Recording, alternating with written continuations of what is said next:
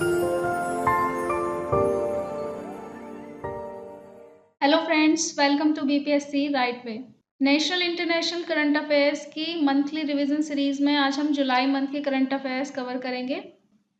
आगे बढ़ने से पहले आपको बता दें कि आप हमारा Telegram @BPSC right way official ज़रूर ज्वाइन करें। यहाँ पर हम रेगुलर अपडेट्स आपको प्रोवाइड कराते हैं।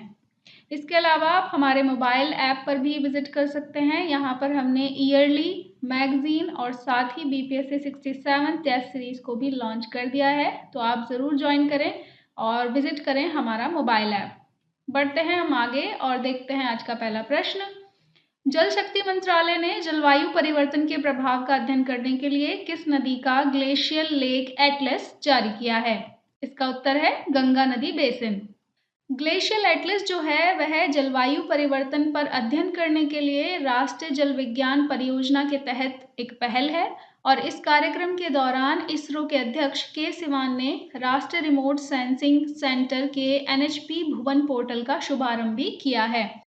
क्वेश्चन 2 है, स्टार्टअप लिंक के ग्लोबल स्टार्टअप इकोसिस्टम इंडेक्स 2021 के अनुसार भारत को सर्वश्रेष्ठ देश के रूप में कौन सा स्थान दिया गया था और शहरवार श्रेणी में स्टार्टअप्स पर्यावरण के लिए 10वां सर्वश्रेष्ठ शहर भारत से कौन सा रहा है? देशवार रैंकिंग में भारत 8.83 के स्कोर के साथ 100 देशों में से 20वें स्थान पर था और संयुक्त राज्य अमेरिका इस लिस्ट में सबसे ऊपर, इसके बाद यूनाइटेड किंगडम और इजराइल का नंबर आता है। शहरवार रैंकिंग में सैन फ्रांसिस्को USA इस रैंकिंग में सबसे ऊपर है और 10वीं रैंकिंग पर बेंगलोर यानी कर्नाटक से स्टार्टअप्स के लिए भारत का सबसे अच्छा शहर बनकर उभरा है। क्वेश्चन 3, किस बैंक ने अपने डिजिटल बैंकिंग सेवाओं को बढ़ाने के लिए अमेजन वेब सर्विसेज के साथ भागीदारी की है? इसका उत्तर है एक्सिस बैंक, जिसकी स्थापना हुई थी 1993 में और इसका मुख्यालय महाराष्ट्र में है। जून 2021 में केंद्र सरकार ने नीति आयोग के CEO अमिताभ कांत के कार्यालय को कितने वर्ष तक के लिए बढ़ा दिया है? इसका उत्तर है 1 साल, यानी जून 2021 से जून 2022 तक का कार्यकाल बढ़ा दिया गया है और अब वो 30 जून 2022 तक इसके मुख्य कार्यकारी अधिकारी बने रहेंगे। क्वेश्चन 5, किसानों को मिट्टी आधारित फसल मार्गदर्शन प्रदान करने के लिए किस संगठन ने आत्मनिर्भर कृषि ऐप विकसित किया है? इसका उत्तर है टेक महिंद्रा। ऐप मिट्टी के प्रकार, मिट्टी के स्वास्थ्य, नमी, मौसम और जल तालिका से संबंधित डाटा एकत्रित करता है और इसके बाद प्रत्येक किसान के लिए फसल का चयन, उर्वरक आवश्यकताओं और पानी की ज़रूरतों से संबंधित व्यक्तिगत अंतर्दृष्टि उत्पन्न करता है। एक प्रकार से ऐप किसानों को मदद करेगा कि कौन सी फसल बोनी है, कौन सा उर्वरक, कितनी मात्रा में, कितनी पानी की ज़रूरत उसमें है, इस सब की जानकारी ऐप के माध्यम से दी जाएगी। क्वेश्चन 6, किस देश ने कुडनकुलम परमाणु ऊर्जा संयंत्र की इकाई 5 और इकाई 6 के निर्माण के लिए nuclear power corporation of India limited के साथ भागीदारी की है? इसका उत्तर है रूस। परमाणु ऊर्जा पर भारत और रूस के समझौते में 2035 तक 12 परमाणु संयंत्रों के निर्माण की परिकल्पना की गई है। तो ये डेटा थोड़ा आप याद रखिएगा, 2035 तक और कितने टोटल है? 12 परमाणु संयंत्र। Nuclear power corporation of India limited का मुख्यालय मुंबई महाराष्ट्र में है। ये एक एडिशनल पॉइंट याद रखिएगा। क्वेश्चन 7, किस संगठन ने संयुक्त टेक्नोलॉजी इंक्यूबेशन फोरम बनाने के लिए भारतीय नौसेना के साथ एक समझौता ज्ञापन पर हस्ताक्षर किए हैं? उत्तर है भारत इलेक्ट्रॉनिक्स लिमिटेड।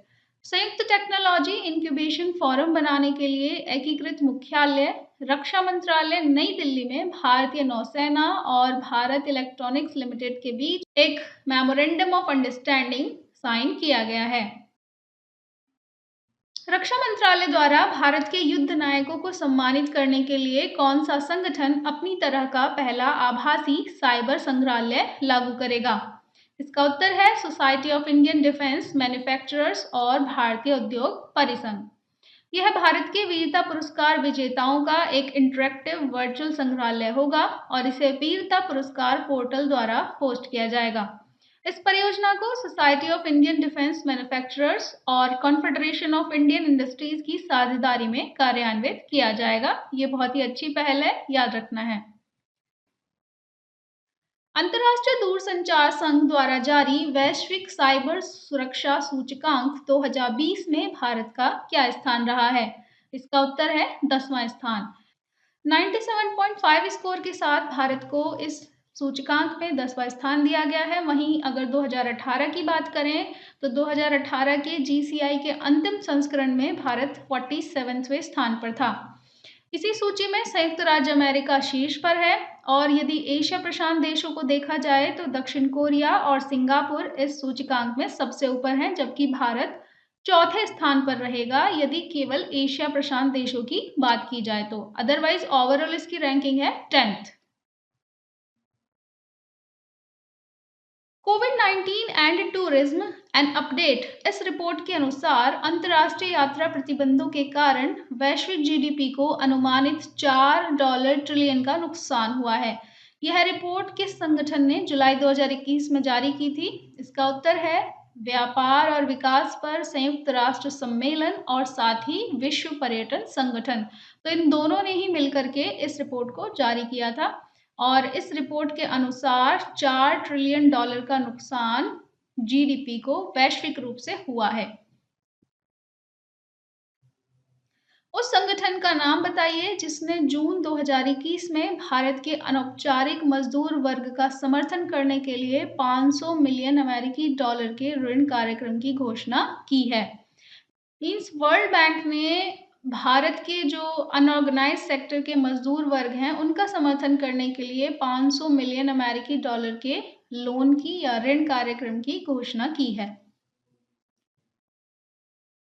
उस कंपनी का नाम क्या है जिसे $3.5 बिलियन में एसबी एनर्जी होल्डिंग लिमिटेड का अधिग्रहण करने के लिए सीसीआई यानी भारतीय प्रतिस्पर्धा आयोग से मंजूरी मिल चुकी है, जिससे यह अक्षय ऊर्जा क्षेत्र में भारत का सबसे बड़ा अधिग्रहण हो गया है। तो रिन्यूएबल एनर्जी के क्षेत्र की यदि बात की जाए तो यह अधिग्रहण सबसे बड़ा है और इसका उत्तर है अडानी ग्रीन एनर्जी। सीसीआई ने टाइगर पेरेंट की सहायक कंपनी टेक डेटा कॉर्पोरेशन के सिनेक्स कॉर्पोरेशन के साथ विलय को भी साथ में मंजूरी दी है। तो ये दोनों मंजूरियां जुलाई 2021 में सीसीआई के द्वारा दी गई थी। उस संगठन का नाम बताएं जो अरुण जेटली राष्ट्रीय वित्तीय प्रबंधन संस्थान में आर्टिफिशियल इंटेलिजेंस के लिए उत्कृष्टता केंद्र बनाने की योजना बना रहा है। इसका उत्तर है Microsoft. Arun Jaitley national institute of financial management ने आर्टिफिशियल इंटेलिजेंस और साथ ही ऐसे ही उभरती प्रौद्योगिकी के लिए उत्कृष्टता केंद्र बनाने के लिए माइक्रोसॉफ्ट के साथ एक रणनीतिक साझेदारी की है और साथ ही समझौता ज्ञापन पर हस्ताक्षर किए हैं। भारत ने एशिया के सबसे लंबे और दुनिया के 5वें सबसे बड़े नेशनल ऑटोमेटिव टेस्ट ट्रैक्स यानी नेट्रैक्स हाई स्पीड ट्रैक का अनावरण किया। यह ट्रैक कहाँ स्थित है? उत्तर है इंदौर, मध्य प्रदेश में। केंद्रीय मंत्री प्रकाश जावड़ेकर, भारी उद्योग और सार्वजनिक उद्यम मंत्रालय ने मध्य प्रदेश के इंदौर जिले के पीथमपुर में एशिया के सबसे लंबे और दुनिया के 5वें सबसे बड़े 11.3 किलोमीटर नेट्रैक्स यानी national automotive test tracks high speed track का ई उद्घाटन किया। ये बहुत ही इम्पोर्टेंट है। तो ये भारत के मामले में भी और एशिया दोनों के मामले में और साथ ही दुनिया के 5वें बड़े सबसे हाई स्पीड ट्रैक का अनावरण यहाँ इंदौर, मध्य प्रदेश में किया गया। जुलाई 2021 में भारतीय नौसेना ने हिंद महासागर में ला रीयूनियन के 7वें हिंद महासागर नौसेना संगोष्ठी में भाग लिया। इस आयोजन की मेजबानी किस देश ने की? उत्तर है फ्रांस। फ्रांस ने 2 साल के कार्यकाल के लिए 29 जून 2021 को IONS यानी हिंद महासागर नौसेना संगोष्ठी की अध्यक्षता ग्रहण की है और IONS की यदि बात करें तो इसकी शुरुआत 2008 में भारतीय नौसेना द्वारा की गई थी। वर्तमान में इसके 24 सदस्य देश हैं और साथ ही 8 पर्यवेक्षक राज्य हैं।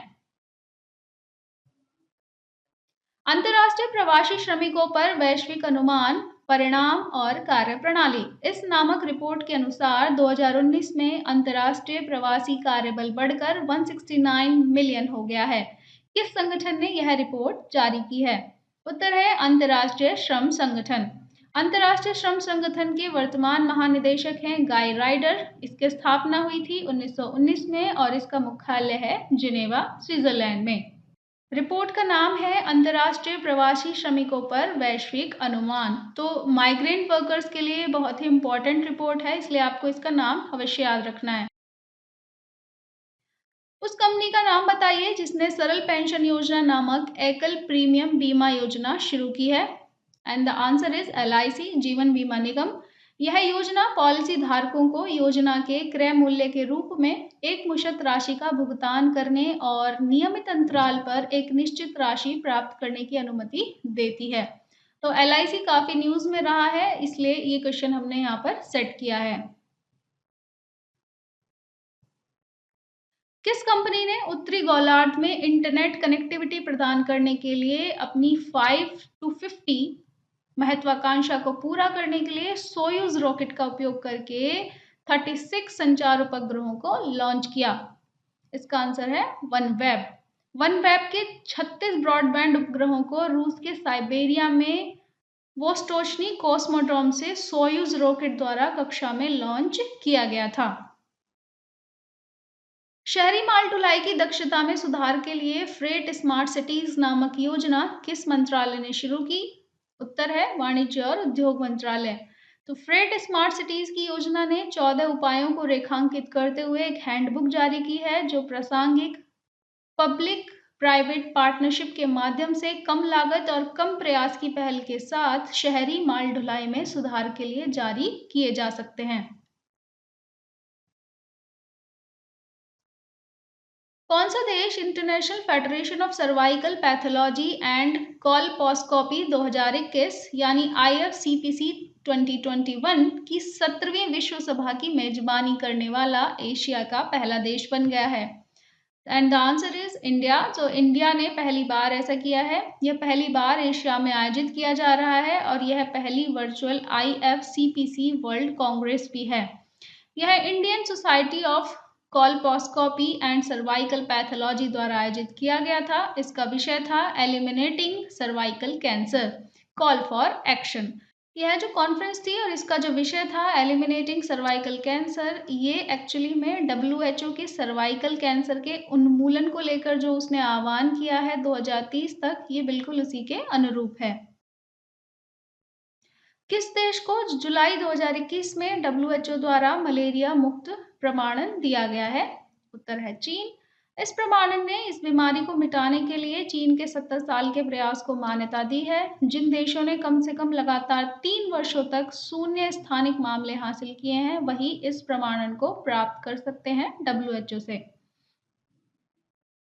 किस संगठन को ओसियो ग्लोबल द्वारा 2021 के लिए विश्व की सबसे नवाचारी निवेश संवर्धन एजेंसी के रूप में सम्मानित किया गया?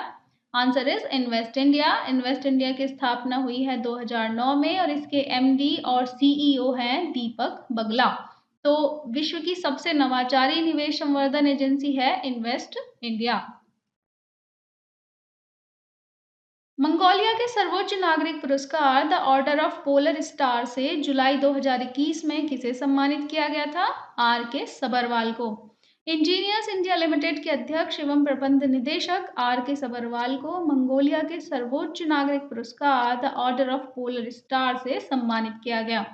मंगोलिया की पहली तेल रिफाइनरी के निर्माण में उनके योगदान के लिए उन्हें इस पुरस्कार से सम्मानित किया गया है। बच्चों को मुद्रा बाजार के बारे में जागरूक करने के अंतर्गत CBSE के छात्रों के लिए कक्षा 6 के लिए वित्तीय साक्षरता पाठ्यपुस्तक किस संगठन ने विकसित की है? तो NPCI के द्वारा मनी मार्केट के बारे में अवेयर करने के लिए और साथ ही फाइनेंशियल अवेयरनेस पैदा करने के लिए ये प्रोग्राम ये संगठन ने विकसित किया है। किस फिनटेक कंपनी ने पोस्टपेड मिनी नामक एक सूक्ष्म ऋण योजना शुरू करने के लिए आदित्य बिरला फाइनेंस के साथ भागीदारी की है? इसका आंसर है पेटीएम। तो पेटीएम का स्टॉक मार्केट में अभी उसने कदम जमाए हैं, इसलिए क्वेश्चन हमने रख लिया है। तो पोस्ट पेड मिनी नामक एक सूक्ष्म ऋण योजना पेटीएम के द्वारा जारी की गई है। उपयोगकर्ता पेटीएम पोस्ट पेड के 60,000 रुपये तक के तत्काल क्रेडिट के साथ 250 रुपये से 1,000 रुपये तक के ऋण भी प्राप्त कर सकते हैं। पेटीएम पोस्ट पेड 0% ब्याज पर ऋण के लिए 30 दिनों की चुकौती अवधि प्रदान करता है, यानी 30 डेज में आप बिना किसी इंटरेस्ट के इसे वापस से भर सकते हैं। कौन सा संस्थान प्रतिवर्ष स्कूल शिक्षकों के लिए राष्ट्रीय आईसीटी पुरस्कार प्रदान करता है? आंसर है केंद्रीय शैक्षिक प्रौद्योगिकी संस्थान, यानी CIET। तो CIET जो है NCERT की एक इकाई है और इसने स्कूल शिक्षकों को 2018 और 2019 के राष्ट्रीय आईसीटी पुरस्कार प्राप्तकर्ताओं की घोषणा जुलाई 2021 में की थी। 2018 और 19 के लिए राष्ट्रीय आईसीटी पुरस्कारों के लिए महाराष्ट्र और तमिलनाडु से प्रत्येक के 6 शिक्षकों का चयन किया गया था। उस विमानन कंपनी का नाम बताइए जिसे एयर ट्रांसपोर्ट वर्ल्ड यानी ATW द्वारा 2021 एयरलाइन ऑफ द ईयर के रूप में सम्मानित किया गया था। आंसर है कोरियन एयर। कोरियन एयर को एयर ट्रांसपोर्ट वर्ल्ड द्वारा 2021 एयरलाइन ऑफ द ईयर के रूप में चुना गया है। इस पुरस्कार को ऑस्कर इन एविएशन इंडस्ट्री भी कहा जाता है। इसे कोविड-19 के तहत स्थिति को प्रभावी ढंग से प्रबंधित करने के लिए कोरियन एयर को इस सम्मान से सम्मानित किया गया है। उत्तराखंड के मुख्यमंत्री के रूप में जुलाई 2021 में किसे नियुक्त किया गया था? आंसर है पुष्कर सिंह धामी। ये तीरथ सिंह रावत की जगह ली है इन्होंने और अपनी 11 सदस्यीय कैबिनेट मंत्रियों के साथ इन्होंने उत्तराखंड के 11वें मुख्यमंत्री के रूप में शपथ ली है। खास बात यह है कि वह राज्य के अब तक के सबसे युवा CM हैं। जुलाई 2021 में पर्यावरण, वन और जलवायु परिवर्तन मंत्रालय ने किस राज्य के रामगढ़ विषधारी अभयारण्य को भारत के 52वें टाइगर रिजर्व के रूप में मंजूरी दी है? उत्तर है राजस्थान। रामगढ़ विषधारी वन्यजीव अभयारण्य 1982 में स्थापित किया गया था। यह राजस्थान में है और जो प्रोजेक्ट टाइगर है उसे 1973 में भारत में 9 टाइगर रिजर्व के साथ में लॉन्च किया गया था। उस मंत्रालय का नाम बताइए जिसने जुलाई 2021 में वनवासियों के अधिकारों के प्रभावी कार्यान्वयन के लिए पर्यावरण, वन और जलवायु परिवर्तन मंत्रालय के साथ में एक संयुक्त संचार पर हस्ताक्षर किए हैं। जनजातीय मामलों के मंत्रालय ने संयुक्त संचार नामक पहल पर हस्ताक्षर किए हैं। संयुक्त संचार नामक जो पहल है वो अनुसूचित जनजाति और अन्य पारंपरिक वन निवासी अधिनियम 2006 के प्रभावी इम्प्लीमेंटेशन से संबंधित है। जुलाई 2021 में भारत और रूस ने किस महासागर में नौसेना अभ्यास इंद्रा का 12वां संस्करण आयोजित किया, जहां भारतीय पक्ष का प्रतिनिधित्व INS तबर द्वारा किया गया था? आंसर है बाल्टिक सागर। द्विवार्षिक द्विपक्षीय समुद्री अभ्यास इंद्रा नेवी 21 का 12वां संस्करण 28 से 29 जुलाई 2021 तक बाल्टिक सागर में भारतीय नौसेना और रूसी संघ की नौसेना के बीच आयोजित किया गया था। स्टील फ्रिगेट INS तबर ने भारतीय नौसेना का इसमें प्रतिनिधित्व किया था। गाय के गोबर से बने भारत के एकमात्र पेंट खादी प्राकृत पेंट, इसके ब्रांड एम्बेसडर के रूप में जुलाई 2021 में किसे नियुक्त किया गया? आंसर है नितिन गडकरी। गाय के गोबर से बना हुआ यह भारत का पहला खादी प्राकृत पेंट है। जुलाई 2021 में भारत के राष्ट्रपति ने सार्वजनिक उद्यम विभाग को भारी उद्योग और सार्वजनिक उद्यम मंत्रालय से किस विभाग में स्थानांतरित करने की मंजूरी दे दी है?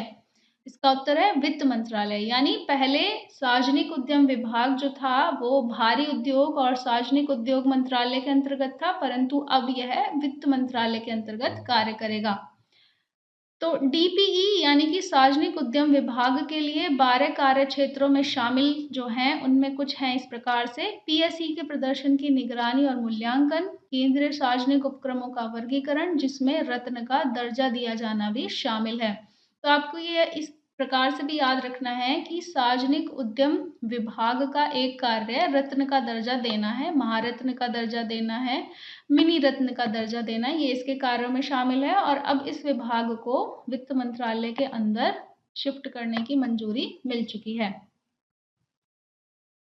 किस कंपनी ने आवर्ती भुगतान इंटरफेस मैंडेट HQ लॉन्च करने के लिए मास्टरकार्ड के साथ भागीदारी की? उत्तर है रिजर्व पे।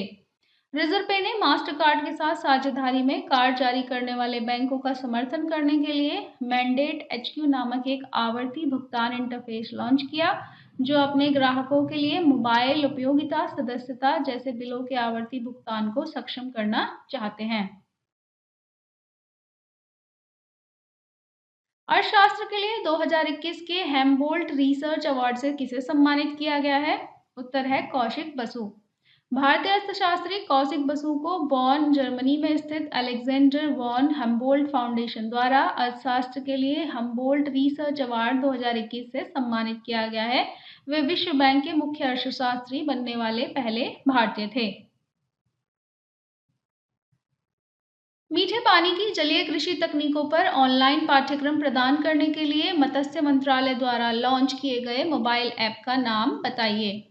मत्स्य पालन, पशुपालन और डेयरी के केंद्रीय मंत्री गिरिराज सिंह ने भारत के मत्स्य पालन किसानों के लिए नवीनतम मीठे पानी की जलीय कृषि तकनीकों को फैलाने के लिए एक online course mobile app launch किया है, जिसका नाम रखा गया है मत्स्य सेतु। 2022 में मुंबई के साथ कौन सा शहर संयुक्त रूप से AFC महिला एशिया कप फुटबॉल टूर्नामेंट की मेजबानी करेगा? उत्तर है पुणे। एशियाई फुटबॉल परिसंघ ने 2022 के महिला एशिया कप टूर्नामेंट के मेजबान शहरों को पहले से चयनित भुवनेश्वर और अहमदाबाद से बदलकर महाराष्ट्र के ही 2 शहर मुंबई और पुणे में बदल दिया है। यानी ये पहले भुवनेश्वर अहमदाबाद में होना था, परंतु अब ये मुंबई और पुणे में होगा। यह कदम एशियाई फुटबॉल परिसंघ द्वारा यात्रा के समय को कम करने और खिलाड़ियों के लिए एक इष्टतम जैव सुरक्षित बबल बनाए रखने के लिए उठाया गया था, जुलाई 2021 में। जुलाई 2021 में 2 बार के ओलंपिक स्वर्ण पदक विजेता केशव दत्त का निधन हो गया। उन्होंने ओलंपिक गेम्स में किस खेल में भारत का प्रतिनिधित्व किया था? आंसर है हॉकी। 2 बार ओलंपिक स्वर्ण पदक जीतने वाली भारतीय हॉकी टीम के सदस्य केशव दत्त का 95 वर्ष की आयु में निधन हो गया। वह 1948 के लंदन ओलंपिक में स्वर्ण पदक विजेता भारतीय हॉकी टीम का हिस्सा थे और बाद में भारतीय टीम के उप कप्तान के रूप में भी इन्होंने कार्य किया। किस बैंक ने अपनी पावर सैल्यूट पहल के माध्यम से रक्षा सेवा वेतन पैकेज की पेशकश करने के लिए भारतीय सेना के साथ एक समझौता ज्ञापन पर हस्ताक्षर किए हैं? इसका आंसर है एक्सिस बैंक। किस कंपनी ने आरोग्य सुप्रीम एक व्यापक स्वास्थ्य बीमा योजना लॉन्च की है? उत्तर है SBI जनरल इंश्योरेंस। नाम है आरोग्य सुप्रीम। हिमालय में 18 पर्वत दर्रों को कवर करते हुए दुनिया का पहला एकल मोटरसाइकिल अभियान पूरा करने वाले पहले व्यक्ति कौन बने? उत्तर है कंचन उगरसंडी। माउंटेन बाइकर कंचन उगरसंडी ने 25 दिनों में नई दिल्ली, मनाली, लेह, उमलिंगला और फिर दिल्ली से 3187 किलोमीटर की दूरी तय करते हुए हिमालय में 18 पास को यानी 18 दर्रों को कवर करते हुए दुनिया का पहला सोलो मोटरसाइकिल अभियान पूरा किया है। वह 18 पास को कवर करने वाली पहली महिला बाइकर भी हैं। सभी 3 प्रारूपों में महिला अंतर्राष्ट्रीय क्रिकेट में विश्व की अग्रणी रन स्कोरर जुलाई 2021 में कौन बनी? उत्तर था मिताली राज। भारतीय क्रिकेटर और महिला एकदिवसीय कप्तान मिताली राज सभी 3 प्रारूपों में महिला अंतर्राष्ट्रीय क्रिकेट में विश्व की अग्रणी रन स्कोरर जुलाई 2021 में बन गई थी। भारत में बाघों की सर्वाधिक संख्या वाले राज्य को टाइगर स्टेट्स का दर्जा दिया जाता है। उस राज्य का नाम बताइए जिसे जुलाई 2021 में टाइगर स्टेट्स का दर्जा प्राप्त हुआ। उत्तर है मध्य प्रदेश। 526 बाघों के साथ मध्य प्रदेश को टाइगर स्टेट्स का दर्जा मिला है। अखिल भारतीय बाघ प्रांकलन रिपोर्ट 2018 के अनुसार बाघों की जनगणना में मध्य प्रदेश 526 बाघों के साथ सबसे ऊपर है। इसके बाद कर्नाटक 524 बाघों के साथ और उत्तराखंड 442 बाघों के साथ स्थान पर है। आपको याद रखना है ये डेटा जुलाई 2021 का था।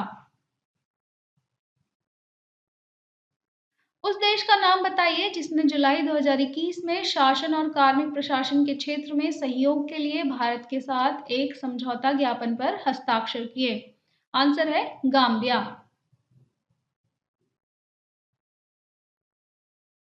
एप्सिलॉन कार्बन प्राइवेट लिमिटेड ने भारत का पहला एकीकृत कार्बन ब्लैक कॉम्प्लेक्स कहाँ स्थापित किया है? उत्तर है बेल्लारी, कर्नाटक में।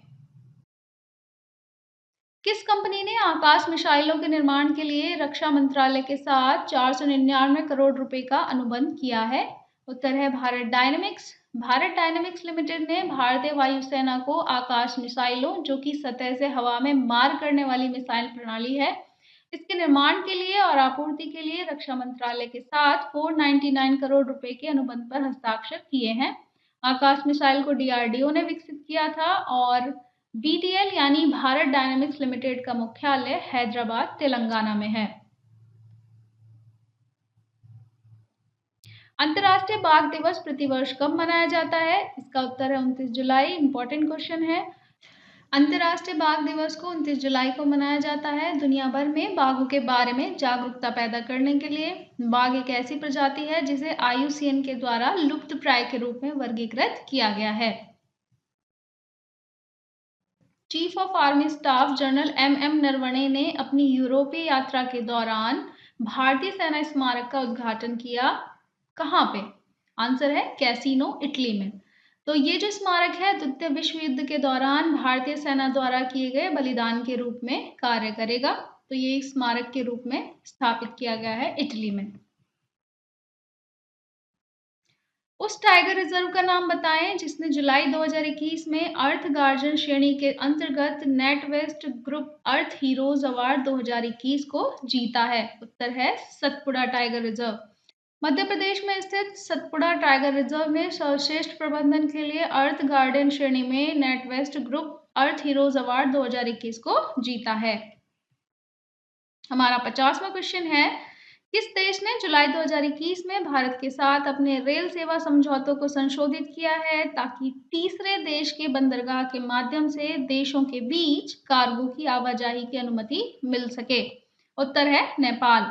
ये जो संशोधित समझौता है भारतीय रेलवे द्वारा अधिकृत सभी प्रकार के कार्गो ट्रेन ऑपरेटरों को नेपाल के कंटेनर और माल ढुलाई यानी भारत और नेपाल के बीच द्विपक्षीय या भारतीय बंदरगाहों से नेपाल तक तीसरे देश के लिए भारतीय रेलवे नेटवर्क का उपयोग करने की अनुमति देता है।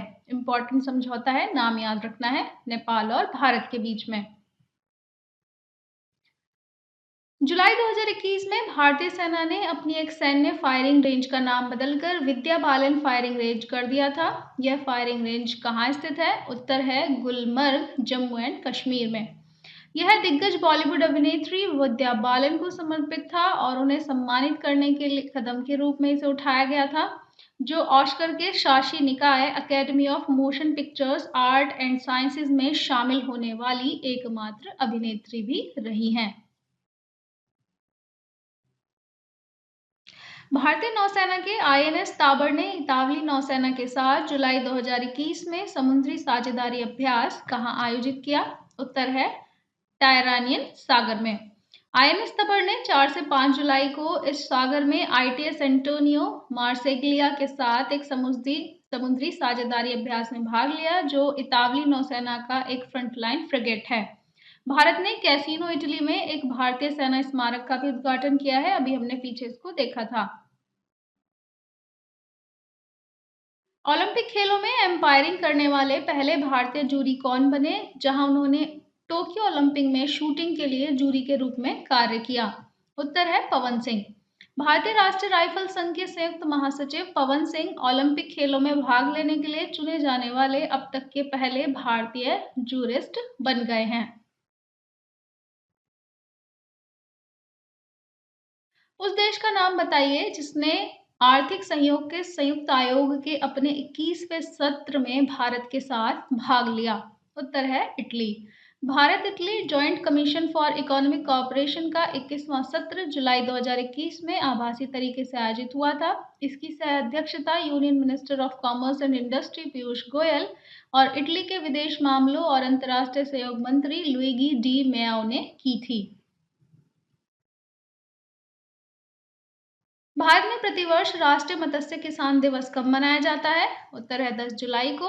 10 जुलाई 1957 को भारतीय मेजर कॉर्प्स में प्रेरित प्रजनन का सफलतापूर्वक प्रदर्शन करने वाले वैज्ञानिकों डॉक्टर के.एच. अलीकुन्ही और डॉक्टर हीरालाल चौधरी की याद में 10 जुलाई को पूरे भारत में राष्ट्रीय मत्स्य किसान दिवस मनाया जाता है।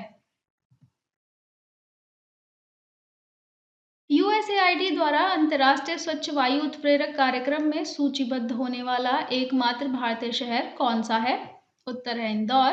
भारत का सबसे स्वच्छ शहर इंदौर अंतर्राष्ट्रीय स्वच्छ वायु उत्प्रेरक कार्यक्रम के लिए चयनित होने वाला भारत का एकमात्र शहर बन गया है, जो मध्य प्रदेश में है। यह अंतर्राष्ट्रीय विकास के लिए अमेरिकी एजेंसी यूएसएआईडी द्वारा शुरू किया गया एक नया प्रमुख कार्यक्रम है।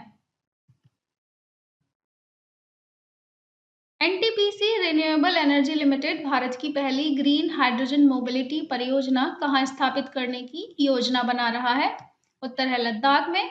एनटीपीसी कार्बन न्यूट्रल लद्दाख के विचार के तहत हरित हाइड्रोजन यानी ग्रीन हाइड्रोजन और नवीनीकरणीय ऊर्जा आधारित अर्थव्यवस्था को विकसित करने में मदद करेगा।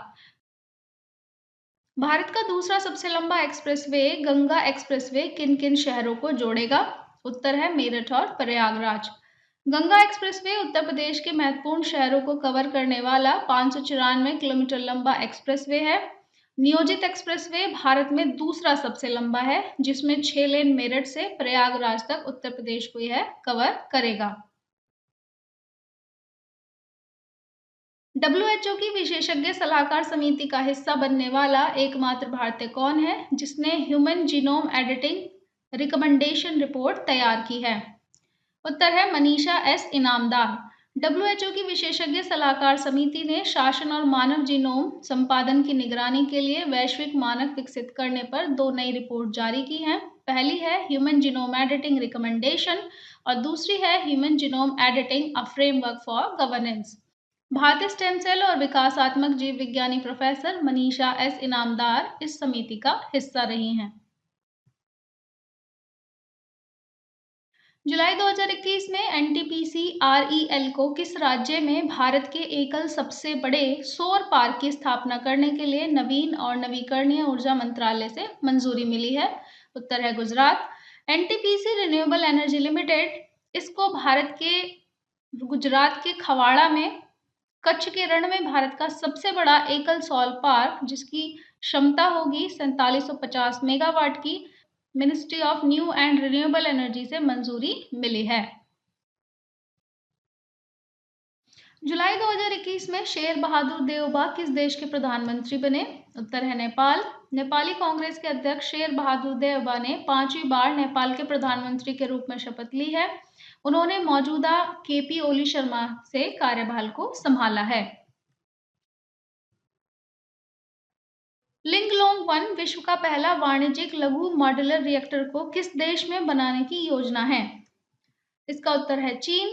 चीन नेशनल न्यूक्लियर कॉरपोरेशन ने चीन के हैनान प्रांत में चांगजियांग परमाणु ऊर्जा संयंत्र में लिंगलोंग 1 नामक दुनिया का पहला वाणिज्यिक स्मॉल मॉड्यूलर रिएक्टर के निर्माण की आधिकारिक शुरुआत की घोषणा की है और इसकी उत्पादन क्षमता 125 मेगावाट है। एक दिवसीय क्रिकेट में जुलाई 2021 में सबसे तेज 14 शतक बनाने वाला बल्लेबाज कौन बना था? उत्तर है बाबर आजम। पाकिस्तान के बाबर आजम एक दिवसीय अंतर्राष्ट्रीय क्रिकेट के इतिहास में सबसे तेज 14 शतक बनाने वाले बल्लेबाज जुलाई 2021 में बन गए थे। उन्होंने अपनी 81वीं पारी में यह उपलब्धि हासिल की।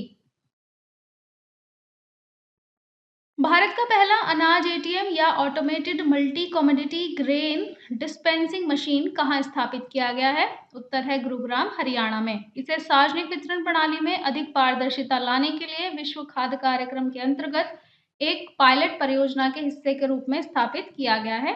यह बैंक एटीएम की तरह काम करने वाली मशीन 5-7 मिनट में लगभग 70 किलो अनाज निकाल सकती है। जुलाई 2021 में किस राज्य से एक सरकारी बॉयज़ हाई स्कूल उपग्रह विकसित करने वाला भारत का पहला सरकारी स्कूल बन गया? इसका उत्तर है कर्नाटक। तो कर्नाटक के मल्लेश्वरम में स्टोन बिल्डिंग कॉलेज में गवर्नमेंट बॉयज़ हाई स्कूल उपग्रह विकसित करने वाला भारत का पहला सरकारी स्कूल बन गया है। इस उपग्रह को इंडियन टेक्नोलॉजिकल कांग्रेस एसोसिएशन और इसरो के विशेषज्ञों के तकनीकी इनपुट के साथ छात्रों द्वारा विकसित किया गया था। क्वेश्चन 66, उस संगठन का नाम बताइए जिसने report survey on national education response to कोविड-19 स्कूल क्लोजर्स जारी की। उत्तर है यूनेस्को, यूनिसेफ, विश्व बैंक और OECD। यह report survey on national education response to कोविड-19 स्कूल क्लोजर्स में कहा गया है कि कोविड-19 महामारी के कारण 3 में से 1 देश में स्कूल अभी भी बंद है या अभी भी सीखने के नुकसान को कम करने के लिए उपचारात्मक कार्यक्रम लागू नहीं किए गए हैं। तो ये जो कोविड-19 का जो प्रभाव रहा है शिक्षा को लेकर उससे संबंधित रिपोर्ट है। इसे यूनेस्को, यूनिसेफ, विश्व बैंक और OECD ने जारी किया था जुलाई 2021 में। समुद्री सुरक्षा पर त्रिपक्षीय टेबल टॉप अभ्यास 2021 यानी TTX 2021 में भारत के साथ भाग लेने वाले देशों के नाम बताएं। उत्तर है मालदीव और श्रीलंका। इस अभ्यास का आयोजन 14 से 15 जुलाई 2021 तक maritime warfare centre Mumbai द्वारा किया गया था। 2021 की ब्रिक्स श्रम और रोजगार मंत्रियों की बैठक की अध्यक्षता किसने की? उत्तर है भूपेंद्र यादव। इस बैठक के दौरान सहयोग के 4 प्राथमिकता वाले क्षेत्रों पर चर्चा हुई, अर्थात ब्रिक्स राष्ट्रों के बीच सामाजिक सुरक्षा समझौतों को बढ़ावा देना, श्रम बाजारों का औपचारीकरण, श्रम बल में महिलाओं की भागीदारी और गिग और प्लेटफॉर्म वर्कर्स लेबर मार्केट में इनकी भूमिका। तो ब्रिक्स के श्रम और रोजगार मंत्रियों की बैठक की अध्यक्षता की भूपेंद्र यादव ने। उस मंत्रालय का नाम बताइए जिसने कोविड-19 टीकाकरण अभियान, कोविड टीका संघ, सुरक्षित वन, धन और उद्यम शुरू करने के लिए WHO और यूनिसेफ के साथ भागीदारी की। उत्तर है जनजातीय मामलों का मंत्रालय। यह अभियान WHO और यूनिसेफ के साझेदारी में शुरू किया गया और नाम याद रखेंगे फिर से, कोविड टीका संघ, सुरक्षित वन, धन और उद्यम। किस मंत्रालय द्वारा school innovation ambassador training program यानी SIATP एक स्कूल शिक्षक प्रशिक्षण कार्यक्रम शुरू किया गया था? उत्तर है शिक्षा मंत्रालय और जनजातीय कार्य मंत्रालय। शिक्षा मंत्री और जनजातीय मामलों के मंत्री अर्जुन मुंडा ने संयुक्त रूप से संयुक्त स्कूल के शिक्षकों के लिए school innovation ambassador training program नामक एक प्रशिक्षण शुरू किया। जुलाई 2021 में यूएसए ने अफगानिस्तान में शांति और स्थिरता को बढ़ावा देने के लिए एक समूह का गठन किया था। उन देशों के नाम बताएं जो क्वाड डिप्लोमेटिक ग्रुप का हिस्सा हैं। इंपॉर्टेंट क्वेश्चन है। यूएसए, अफगानिस्तान, पाकिस्तान और उज्बेकिस्तान इस डिप्लोमेटिक ग्रुप का हिस्सा थे। जुलाई 2021 में दानिश सिद्दीकी जो एक पुलित्जर पुरस्कार विजेता रहे और एक भारतीय पत्रकार थे, यह किस देश में एक आतंकवादी हमले में मारे गए थे? उत्तर है अफगानिस्तान। अफगानिस्तान के कंधार प्रांत के स्पिन बोल्डक जिले में तालिबान आतंकवादियों ने भारतीय फोटो जर्नलिस्ट और पुलित्जर पुरस्कार विजेता दानिश सिद्दीकी की हत्या कर दी। उन्होंने राइटर्स के अपने सहयोगियों के साथ बांग्लादेश में रोहिंग्या शरणार्थी संकट को प्रस्तुत करने के लिए 2018 में पुलित्जर पुरस्कार जीता था। यमुना एक्सप्रेसवे औद्योगिक विकास प्राधिकरण द्वारा भारत की पहली पॉड टैक्सी सेवा कहाँ शुरू करने की योजना है? आंसर है उत्तर प्रदेश। भारत की पहली पॉड टैक्सी सेवा उत्तर प्रदेश के आगामी नोएडा अंतर्राष्ट्रीय हवाई अड्डे और यूपी में प्रस्तावित फिल्म सिटी के बीच शुरू की जाएगी। इसे यमुना एक्सप्रेसवे औद्योगिक विकास प्राधिकरण द्वारा विकसित किया गया है। उस एयरलाइन का नाम बताइए जो जुलाई 2021 में मध्य पूर्व से IATA टर्बुलेंस अवेयर प्लेटफॉर्म में शामिल होने वाली पहली एयरलाइन बनी। उत्तर है Qatar Airways. Qatar Airways airlines को अशांति से बचने में मदद करने के लिए इंटरनेशनल एयर ट्रांसपोर्ट एसोसिएशन यानी IATA के एक डाटा संसाधन टर्बुलेंस अवेयर प्लेटफॉर्म में शामिल हो गया है।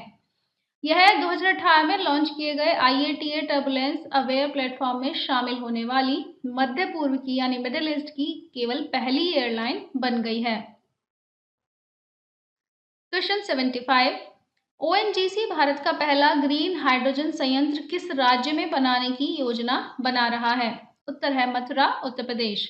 ग्रीन हाइड्रोजन इलेक्ट्रोलिसिस द्वारा पानी को विभाजित करके उत्पादित हाइड्रोजन है और ओएनजीसी इसे मथुरा में बनाने की योजना बना रहा है। जुलाई 2021 में भारत ने नेपाल के साथ किस राज्य में जयनगर से अपनी पहली हाई स्पीड रेल ट्रेन का सफलतापूर्वक संचालन किया? उत्तर है बिहार। भारत ने भारत और नेपाल के बीच पहली हाई स्पीड रेल ट्रेल्स का सफलतापूर्वक संचालन किया और यह जयनगर कुर्था रेलवे लिंक जो भारत के बिहार में जयनगर और नेपाल के कुर्था को जोड़ता है।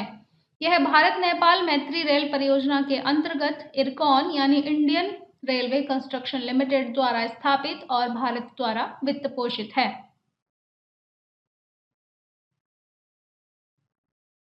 जुलाई 2021 में उत्तर पूर्वी रेलवे ने मंडुआडीह रेलवे स्टेशन का नाम बदलकर क्या कर दिया है? Banaras railway station. उस शोध संस्थान का नाम बताएं जिसने एनबी ड्राइवर कैंसर कोशिकाओं का अध्ययन करने के लिए एक गणितीय मॉडल को विकसित किया है। आईआईटी मद्रास ने। Robert wash centre for data science and artificial intelligence IIT Madras के शोधकर्ताओं ने आर्टिफिशियल इंटेलिजेंस पर आधारित कोशिकाओं में कैंसर उत्परिवर्तन यानी कैंसर म्यूटेशन के कारण का अध्ययन करने के लिए गणितीय मॉडल विकसित किया है और इसे नाम दिया गया है एनबी ड्राइवर यानी नेबरहुड ड्राइवर। संयुक्त राष्ट्र ने प्रथम विश्व शतरंज दिवस कब मनाया? उत्तर है 20 जुलाई 2020 को। विश्व शतरंज महासंघ या अंतर्राष्ट्रीय शतरंज महासंघ की भूमिका को उजागर करने के लिए संयुक्त राष्ट्र का विश्व शतरंज दिवस प्रतिवर्ष 20 जुलाई को दुनिया भर में मनाया जाता है। किस संगठन ने India inequality report 2021 India's inequal health care story report launch की जो महामारी के दौरान भारत की असमानता की स्थिति से संबंधित है? उत्तर है ऑक्सफैम इंडिया। ऑक्सफैम इंडिया द्वारा India inequality report 2021 India's unequal health care story शीर्षक वाली रिपोर्ट के अनुसार विभिन्न स्वास्थ्य संकेतकों पर विभिन्न जाति, धार्मिक वर्ग और लिंग श्रेणियों में प्रखर असमानताएं यानी इनइक्वलिटीज भारत में पाई गई। उस देश का नाम बताइए जिसने जुलाई 2021 में S-500 air defence missile system, एक लंबी दूरी की सतह से हवा में मार करने वाली मिसाइल का सफल परीक्षण किया। उत्तर है रूस। रूस ने रूस के कापुस्टिन यार ट्रेडिंग ग्राउंड में अपने नए S-500 air defence missile system का सफल परीक्षण किया। मिसाइल को सबसे उन्नत एंटी मिसाइल सिस्टम माना जाता है जिसने उच्च गति वाले बैलिस्टिक लक्ष्य को सफलतापूर्वक मार गिराया। यह लंबी दूरी की सतह से हवा में मार करने वाली मिसाइल रक्षा प्रणाली है जिसकी मारक क्षमता 600 किलोमीटर है। The stranger in the mirror पुस्तक के लेखक कौन है? उत्तर है राकेश ओम प्रकाश मेहरा। बॉलीवुड फिल्म निर्माता राकेश ओम प्रकाश मेहरा ने अपनी पहली पुस्तक अपनी आत्मकथा the stranger in the mirror शीर्षक से लिखी है। यह पुस्तक प्रसिद्ध लेखिका रीता राममूर्ति गुप्ता द्वारा सहलिखित है। जुलाई 2021 में रोबोटिक्स कंपनी MX3D ने दुनिया का पहला 3D प्रिंटेड स्टील ब्रिज विकसित किया है। यह ब्रिज कहाँ स्थित है? उत्तर है एम्स्टर्डम, नीदरलैंड। विशेषज्ञों के एक संघ के सहयोग से एक डच रोबोटिक्स कंपनी MX3D द्वारा विकसित दुनिया का पहला 3D printed steel bridge 12 metre लंबा एम्स्टर्डम, नीदरलैंड में जनता के लिए खोल दिया गया जुलाई 2021 में। उस खिलाड़ी का नाम बताएं जिसे जुलाई 2021 में मोहन बागान रत्न पुरस्कार से मरणोपरांत सम्मानित किया गया। उत्तर है शिवाजी बनर्जी।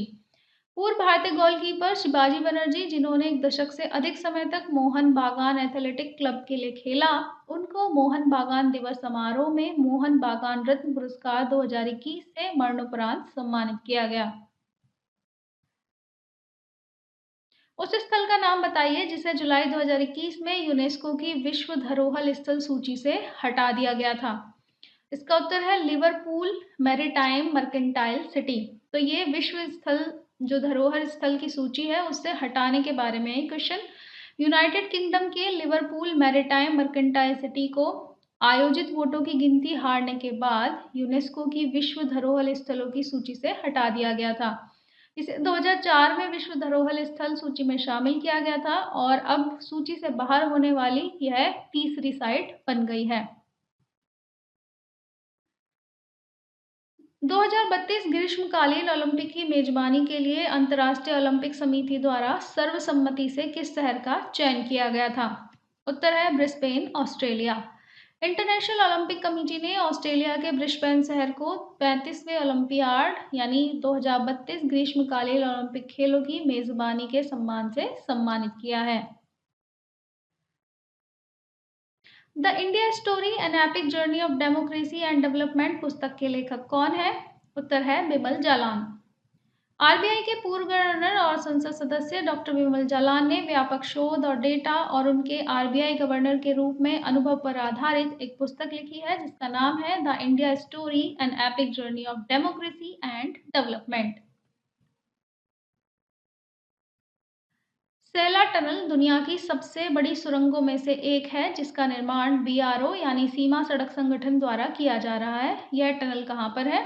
उत्तर है Arunachal Pradesh. Director general border roads के लेफ्टिनेंट जनरल राजीव चौधरी ने अरुणाचल प्रदेश में निर्माणाधीन सैला टनल की एस्केप ट्यूब का अंतिम विस्फोट किया ताकि इसे आभासी तरीके से तेजी से पूरा किया जा सके।